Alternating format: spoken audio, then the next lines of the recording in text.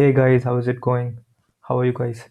So this is the second video in the automation series. So in this video, we're going to talk about screenshot function. So pyautogui comes with screenshot functionality where you can take the screenshot of your monitor and then process it. So we're going to dive deep into the screenshot function and many other monitor screen capturing function. So without wasting any more time, let's get started. So first thing that I'm going to do is I'll activate my virtual environment. So if you guys are not aware of virtual environment, so I have already created a video on it. I'll drop the link in the description. So right now I'm activating virtual environment. So virtual environment is activated. Then inside this virtual environment, I have already installed pyautogui.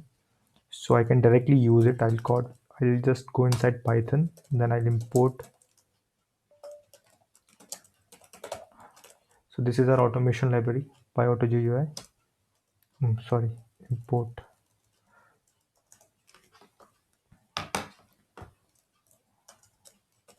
Put pyautogui. Now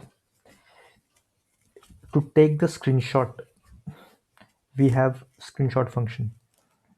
So there are a couple of ways of using it. I'll demonstrate the very basic way where you call screenshot function with a file name. So let's call it snap.png.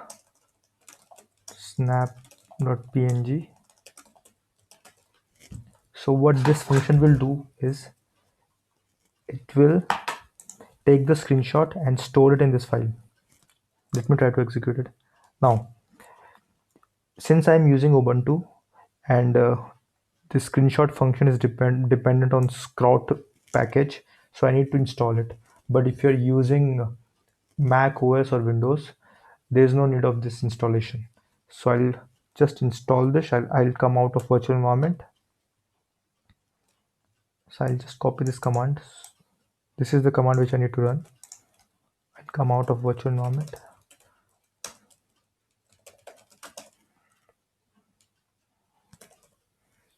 So this Sprout package is now being installed. Now again, I'll go inside Python. I'll import pyautogui. I'll call screenshot and give the file name.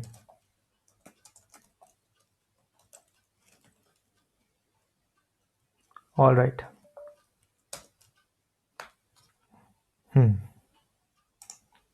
So if I go to the location where I have my files present, you will see this snap.png. If I open this, you will get the exact screenshot of my entire screen.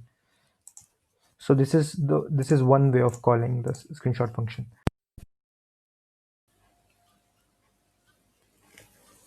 Now suppose if you do not want to create a screenshot file, then you can call screenshot function without any file name.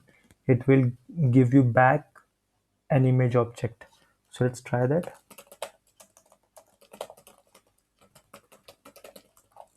So if I do not give any file name, it will give me a png image plugin.png image file object.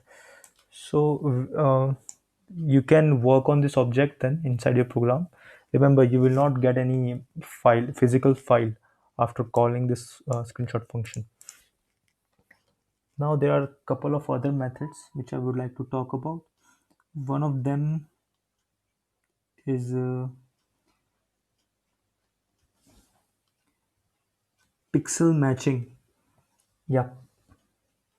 So what can we do is we can call the screenshot function and get the image object stored in some variable img1, and then I can call get pixel to get any pixel value from the screenshot, to get the RGB value of any pixel. I can call this function and get the coordinate. Suppose I want the pixel value of 100 comma 200 coordinate. So it will give me the pixel value of 100 comma 200 argument. And I want a pixel value of 0 0 0 0 sorry 0 comma 0. So that is the top left pixel. The first pixel will give me the pixel value of 0 comma 0. So similarly,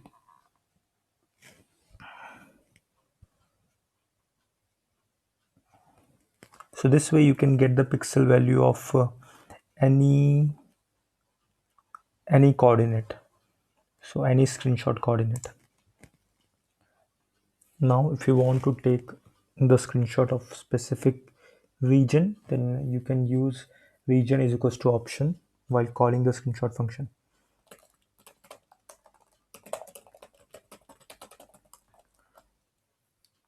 You can store it to a file. I'll first show you by storing it to a file. Then region, you can use this parameter region equals to, and here you have to pass 4 values. The first 2 values are x and y coordinate, and the other one is length and height. So 100 comma 100. So the first 2 values are x and y coordinate. So it means the starting point, the starting pixel coordinate. So that 0 comma 0 means the top left pixel, the first pixel, and then we are going 100 pixel right and 100 pixel down.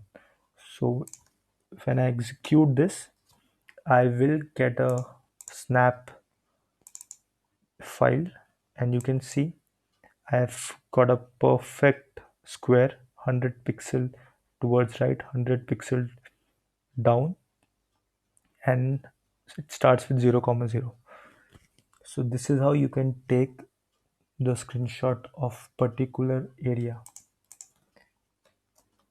If you do not want to store it to a file, just remove this file storing option and you can save it to some variable. Now once you have a screenshot stored to a variable, you can get the pixel value. Yes, it is very simple. You can call get pixel function on top of this image object.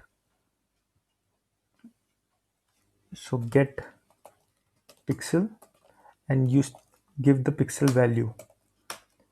So it will give you the pixel value.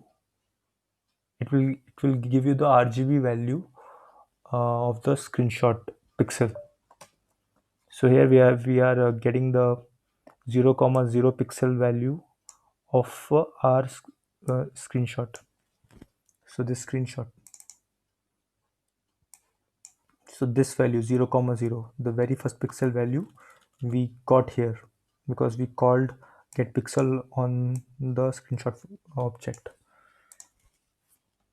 Now all these things are good. We can also we can also get the value of any pixel on the screen directly. So to do that, we have pixel function.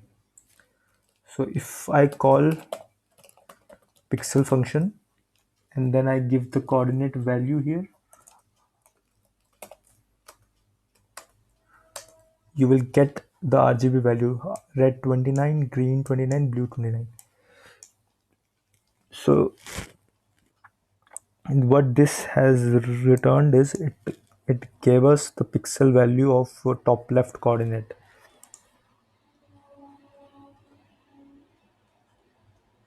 So this is how we can take screenshot of the screen. We can even take the screenshot of particular area. We can get the pixel values of the screenshot, and if you do not want to take screenshot directly, you can get the value of any pixel of the screen. So that is it for this video. I hope you liked it. If you guys have any doubt, drop it in the comment section, and do subscribe to my channel. Thank you guys.